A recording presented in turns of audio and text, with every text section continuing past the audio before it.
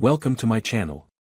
Subscribe, listen, and enjoy my stories every day. The morning sun streamed through the garage's dusty windows as I maneuvered boxes and tools into a semblance of order. It was supposed to be a simple chore, one I'd put off for months, clearing space for a new toolbox. Instead, it became the moment my life turned upside down. Nestled behind an old tarp and a rusting camping stove was a suitcase I didn't recognize. My first thought was that Diane had probably stashed away old clothes or mementos from before we met. But when I unzipped the case, its contents stopped me cold. Souvenirs tumbled out, a postcard from Orlando, a keychain shaped like the Eiffel Tower, and a magnet from Savannah. Each was innocuous enough on its own, but Diane had never mentioned visiting these places. My heart raced as I sifted through the items, the pieces of a puzzle forming a picture I couldn't yet see. Why were these here? My wife's life had always seemed so predictable. She was a pharmaceutical rep, constantly on the road for conferences and client meetings. At least, that's what she told me. Could these trinkets mean something more? Could they mean something worse? I sat back on my heels, the suitcase open in front of me, and stared at the jumble of artifacts. This wasn't the Diane I thought I knew, the woman I'd married, shared 2 kids with, and built a life alongside. This was someone else. And whoever she was, she had secrets. The day passed in a blur. I went through the motions, picking up the kids from school, helping them with their homework, and pretending everything was fine. But inside, I was a mess. Every smile Diane gave me felt like a performance. Every glance she sent my way felt like a lie. By the time the kids were in bed, I couldn't hold it in any longer. I waited until Diane had gone upstairs before I pulled out her laptop. It wasn't something I'd ever done before, but I couldn't shake the feeling that this wasn't just in my head. I needed answers. Her laptop wasn't password protected, which gave me a fleeting sense of relief, until I realized that her emails were disappointingly mundane. Work schedules, client notes, PDA updates, nothing that raised any red flags. But I wasn't ready to stop there. I logged into our shared phone account and started combing through her call and text history. That's when I found it. A single number stood out, one Diane had contacted almost every day for months. At first, I convinced myself it could be a client. After all, her job required constant communication. But as I traced the number back through the billing statements, a pattern emerged. Calls late at night. Messages during weekends when she was supposedly exhausted from work. And most damning of all, calls made during her out-of-town conferences. I copied the number and ran a quick search. The name attached to it made my blood boil, Jeremy.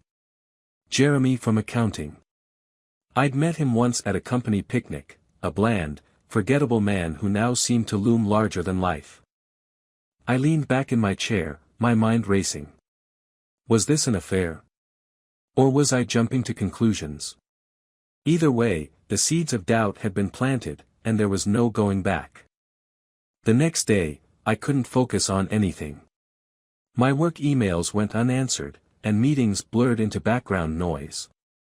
My mind was consumed with the evidence I'd uncovered and the million questions that followed.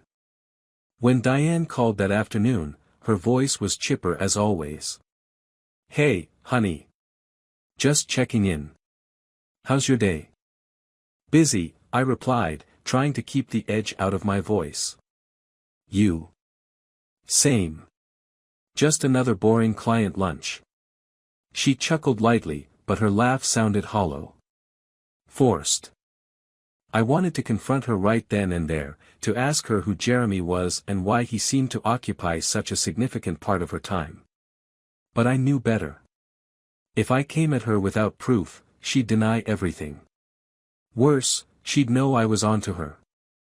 Instead, I decided to dig deeper. That evening, after Diane had gone to bed, I opened her phone. Her lock screen was the same as always, photos of our kids, and her password was predictable, our wedding anniversary. Inside, I found what I was looking for. Her messages with Jeremy were hidden in a folder marked work, but their contents had nothing to do with spreadsheets or client reports. The text started innocuously enough, work updates, jokes about their colleagues. But as I scrolled further back, they became more personal. There were inside jokes I didn't understand, references to shared memories I wasn't a part of, and photos, selfies of them together at restaurants, beaches, and hotel lobbies. One message, dated from a few weeks ago, made my stomach churn. "Can't wait to see you again this weekend. I'll make an excuse to stay an extra night." That was the weekend Diane had been at a conference in Orlando. The next morning, I woke up with a sense of grim determination. The evidence was clear. Diane wasn't just lying about her work trips, she was living a double life. But confronting her now would be premature. I needed to think this through, to figure out my next steps. I started by calling a lawyer. Jennifer Pratt had been recommended to me by a colleague, a no-nonsense professional with a reputation for being ruthless in divorce cases. When I laid out the situation, she listened patiently before giving me the advice I needed to hear. "James, this isn't just about catching her in the act. You need to protect yourself, financially, emotionally, and legally. Gather as much evidence as you can, and don't confront her until you're ready to make your move." Her words gave me clarity. This wasn't just a betrayal, it was a battle. And if Diane wanted to play games, I was going to play to win. Over the next week, I turned my skills as an IT consultant toward uncovering every last detail of Diane's affair. I combed through her emails, tracked her spending habits, and even installed a GPS tracker on her car. The picture that emerged was worse than I'd imagined. Diane and Jeremy had been seeing each other for over a year, using work trips as a cover for their rendezvous. Every new piece of evidence felt like a knife to the chest, but it also strengthened my resolve. Diane had turned our marriage into a joke, but I wasn't going to be the punchline. If she thought she could get away with this, she had no idea who she was dealing with.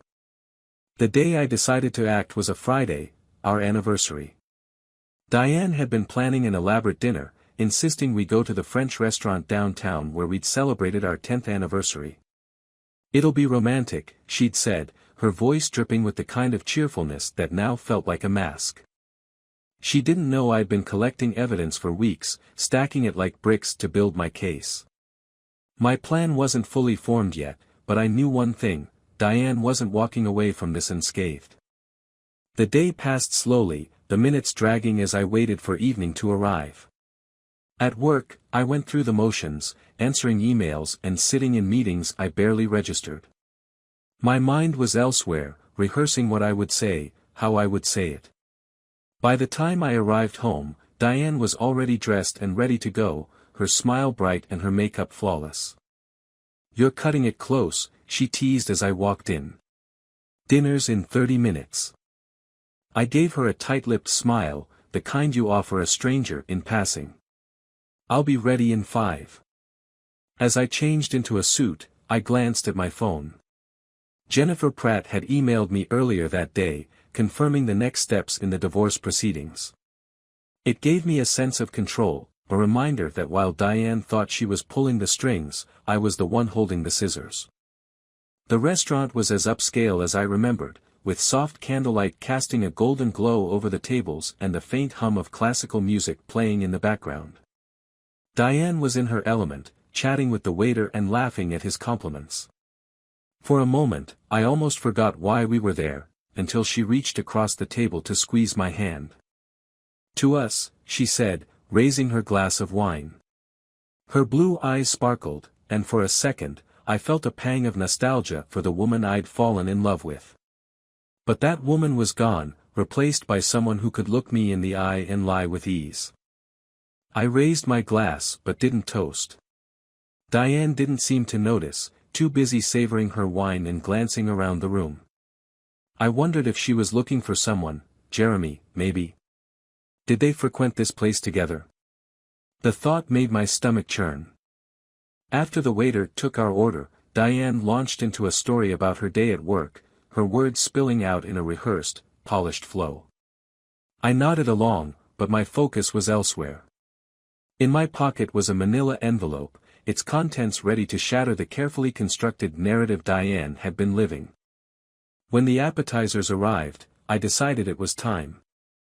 "I have something for you," I said, cutting her off mid-sentence. Her eyes lit up, and for a moment, I saw genuine curiosity. "For me? What is it?" I pulled the envelope from my pocket and slid it across the table. "Happy anniversary." Diane's smile faltered as she reached for the envelope. She hesitated, her fingers brushing the edges before finally tearing it open.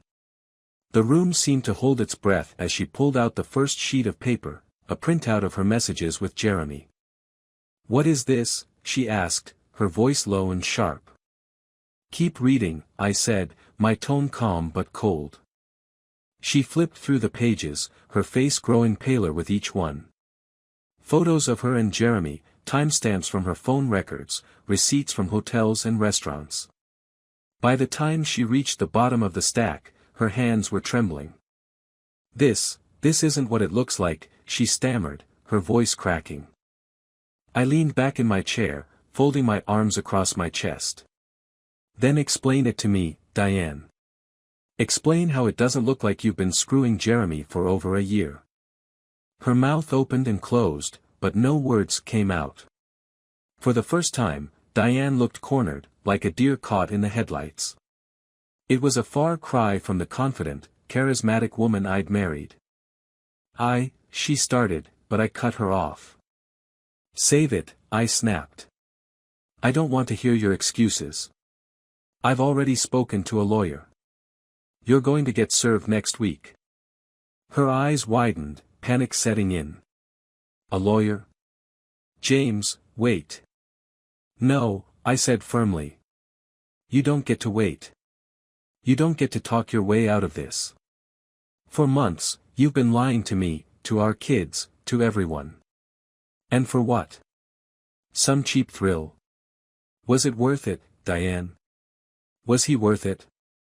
Tears welled up in her eyes, but I felt no sympathy. This was the woman who had smiled in my face while stabbing me in the back. The woman who had turned our marriage into a farce. She didn't deserve my pity. "James, please," she whispered. "I made a mistake, but we can work through this. I love you. I love our family." I laughed bitterly. "Love? Don't talk to me about love, Diane. Love doesn't look like this." I gestured to the pile of evidence on the table, my voice rising. Heads turned in our direction, diners casting curious glances our way. I didn't care. Let them see. Let them know. Diane reached across the table, her hand grasping mine. "Please, just let me explain. Give me a chance." I pulled my hand away, shaking my head. "You've had all the chances in the world. And you blew them." The drive home was silent. Diane stared out the window, tears streaming down her face, while I gripped the steering wheel, my knuckles white. The air between us was thick with tension, the kind that felt suffocating. When we pulled into the driveway, Diane finally broke the silence. "What about the kids?" she asked, her voice barely above a whisper. "What are we going to tell them?" "The truth," I said. "That their mother couldn't keep her promises." She flinched at my words but didn't argue. For once, she seemed to understand the gravity of what she'd done. Inside the house, I grabbed my overnight bag, the one I'd packed earlier that day, and headed for the door. Diane followed me, her eyes wide with fear. "Where are you going?" she asked, her voice trembling. "To a hotel," I replied. "I need space. Don't contact me unless it's about the kids." As I opened the door, she grabbed my arm. "James, please. Don't do this. We can fix this. I'll do whatever it takes." I looked at her, my face blank. "You should have thought about that before you decided to destroy our family." Then I walked out, the sound of the door slamming behind me punctuating the end of everything we'd built together. I spent the first night away from home in a sterile, impersonal hotel room. The beige walls and hum of the air conditioner gave me no comfort, but at least I had space to think. Diane's tearful pleas played on a loop in my head, but they no longer had the power to sway me. Her betrayal wasn't a mistake, it was a calculated series of choices. That thought stiffened my resolve. The next morning, I called my lawyer, Jennifer Pratt, to set the wheels in motion. She confirmed the timeline. Diane would be served the divorce papers by the end of the week. Custody arrangements, financial disclosures, and property division were already being drafted. I wasn't leaving anything to chance. Diane had underestimated me, but I wasn't about to underestimate her. The kids were the hardest part. Emma, our 10-year-old, and Max, our 7-year-old, didn't know anything yet. To them, everything seemed normal, or as normal as it could be with their dad mysteriously absent. I hated the thought of turning their lives upside down, but I wasn't going to lie to them. They deserved better than the illusion Diane had built. 2 days later, I picked them up from school. They ran to the car, their backpacks bouncing against their small frames. Emma climbed into the front seat, chattering about her science project, while Max filled the back seat with excited descriptions of a soccer game he'd won at recess. For a moment, their innocence soothed the storm raging inside me. But as we drove, Emma noticed the tension. "Dad, why are you staying at Grandma's? Did you and Mom have a fight?" Her question hit like a hammer. I gripped the steering wheel tighter, searching for the right words. "Things are complicated right now," I said carefully. "Your mom and we've been having some problems. But no matter what happens, we both love you and Max more than anything." Emma frowned, her bright blue eyes filled with worry. "Are you getting a divorce?" The directness of her question caught me off guard. "We're still figuring things out," I said, dodging the answer. "But whatever happens, you'll always have both of us." She nodded, clearly unsatisfied but too polite to push. In the rearview mirror, Max was kicking the back of the seat rhythmically, oblivious to the weight of the conversation. That evening, I dropped them off at home. Diane greeted us at the door, her face pale and drawn. She looked like she hadn't slept in days. The kids ran inside, leaving us alone on the porch. "Can we talk?" she asked, her voice hoarse. I sighed, leaning against the doorframe. "Make it quick." Diane hesitated, then stepped closer. "I'm sorry, James. I know I messed up. I don't even know how to begin to fix this, but I want to try." I shook my head. "You don't get it, do you? This isn't something you can fix. You broke our marriage, Diane. You broke my trust." Tears welled up in her eyes, but I didn't feel an ounce of pity. "I'll go to counseling. I'll quit my job if that's what it takes. Just, please don't give up on us." Her words were desperate, but they felt hollow. She wasn't sorry for what she'd done, she was sorry she'd been caught. "This isn't about quitting your job or going to therapy," I said. "This is about who you are, Diane. And I can't stay married to someone who could do this to me." Before she could respond, I stepped inside and shut the door behind me, leaving her on the porch. The divorce papers arrived the following day, hand-delivered by a process server. Diane didn't call or text me afterward, but I knew she'd received them when Emma mentioned that her mom had been crying in her room all morning. I hated that the kids had to witness her unraveling, but I wasn't about to soften the blow for her. She needed to face the consequences of her actions. That weekend, I moved back into the house temporarily to establish a routine for the kids. Diane stayed with a friend, giving us some much-needed space.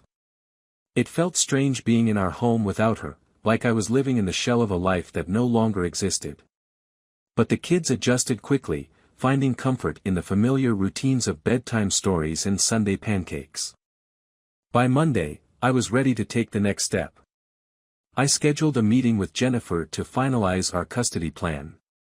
She was sharp and efficient, cutting through the legal jargon with ease. Given the evidence you've gathered and Diane's infidelity, you have a strong case for primary custody, Jennifer said, flipping through the files I'd brought her. The courts usually lean toward joint custody unless there's a clear reason not to, but we can argue that her actions compromised the stability of the family. I nodded, grateful for her expertise. I don't want to take the kids away from her completely, I said. But I want them to have stability. And I don't trust her judgment right now. Jennifer gave me a small smile. That's fair. We'll propose a schedule that prioritizes the kids' needs while protecting your rights as their primary caregiver.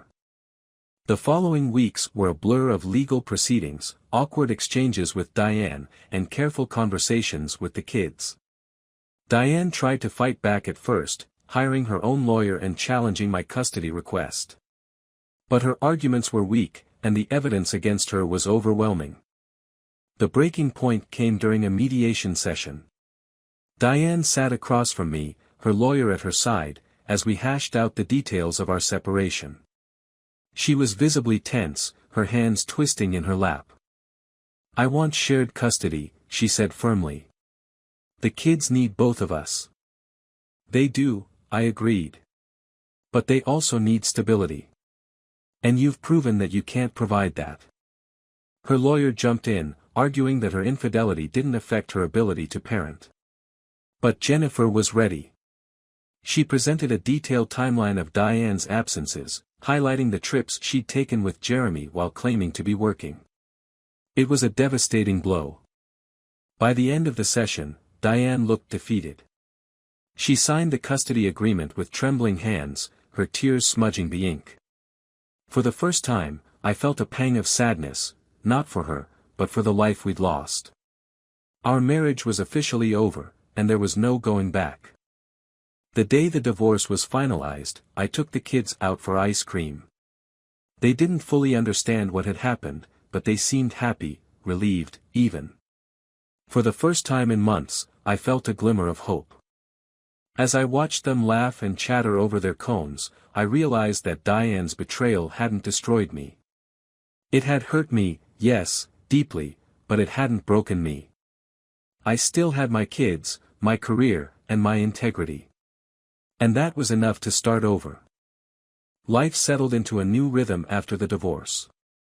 The kids adjusted quicker than I expected, and I did my best to keep things stable. Diane had moved into a small apartment across town, and while our interactions remained strained, we kept it civil for Emma and Max. They deserved peace, even if we couldn't give them a united family anymore. The days turned into weeks, and then months. The divorce had left me emotionally drained, but I found solace in my children and my work. I wasn't interested in dating again, not yet. I told myself I was focused on healing, on being the best father I could be. But if I was honest, the trust one once had in people felt irreparably broken. One Thursday evening, a storm rolled in as the kids and I sat at the dining table playing a board game. Thunder rumbled outside, and rain lashed against the windows. The kids loved it, giggling every time lightning lit up the room. "Dad, your turn," Max said, bouncing in his chair. I moved my piece on the board, pretending to strategize while stealing glances at their happy faces. For the first time in months, I felt a spark of contentment. Maybe things were finally starting to fall into place. Then my phone buzzed. The screen lit up with Diane's name. My first instinct was to ignore it, but something about the timing, her rare, unplanned call, made me pick up. "Hello?"